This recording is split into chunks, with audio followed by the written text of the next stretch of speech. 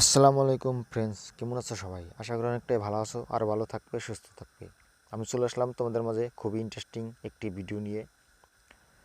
স্টাইলিং নাম কিভাবে পিক্সেলঅ্যাপ দিয়ে এডিটিং করতে হয়, মেকিং করতে হয় ও বাংলা স্টাইলিং নাম তা তোমাদেরকে আজকে দেখাবো সরাসরি। তা দেখার জন্য আমার ভিডিওটি লাস্ট থেকে দেখবে, আমার সাথে থাকবে, আমার চ্যানেলটাকে সাবস্ক্রাইব করবে। তো চলো শুরু করা যাক আমার মূল ভিডিও।